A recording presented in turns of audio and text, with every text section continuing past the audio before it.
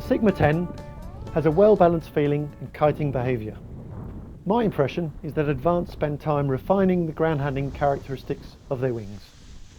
Inflation is very easy for its class in light and moderate winds. In stronger winds, there's a tendency to come up quick, requiring the right input. There's a slight tendency to set ahead of the pilot, needs checking at the apex. Overall, slightly more demanding than its predecessor, but fine for its class.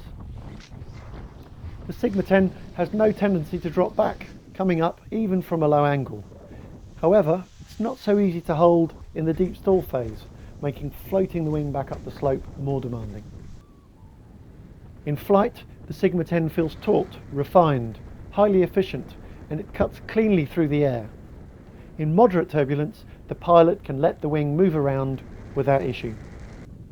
In stronger turbulence, it requires good input to keep the wing overhead and stop collapses.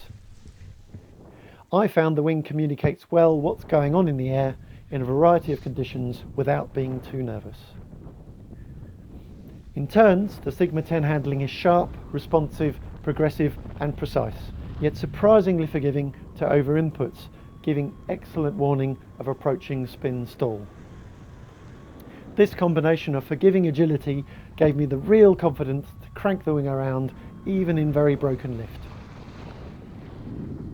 The Sigma 10 converts pitch inputs efficiently and quickly builds up energy to begin with.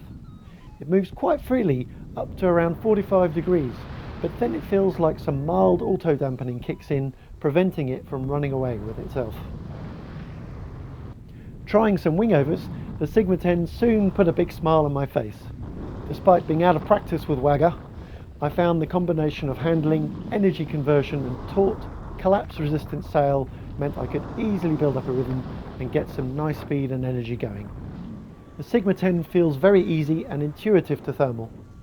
I could feel where the best lift was, put the glider exactly where I wanted and adjust my turns with ease to make the most out of the lift as it evolved.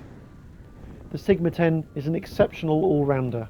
It climbs very well in both weak and strong climbs, significantly better than its predecessor in the weak stuff. On the Sigma 10, I was climbing as well or better than top pilots on Enzo 3s and Xenos. The more difficult the climb, the better I did. On glides, they clearly had a big advantage in terms of top speed. However, any glide advantage was not so clear as I repeatedly caught them up again by outclimbing them. The speed system is quite light, very efficient and usable all the way through its range. The top speed and glide speed seem to be exceptional for its class. I'm extremely impressed by the Sigma 10's climbing and gliding performance, especially when considering the relatively low level of pilot demands. The Sigma 10 is best suited to experienced pilots who've got good ground handling skills, are able to fly actively and are well versed in SIV manoeuvres, as you'd expect for a true mid-sea wing. It's an excellent wing for ambitious XC pilots who've outgrown the B class and want to upgrade to more performance and dynamic handling without biting off more than they can chew. It's also a great choice for long-term XC pilots who have ambitious ideas to beat their personal bests while having more fun and being safer. Does it deliver on Advance's promise of epic XC? I give that a resounding yes.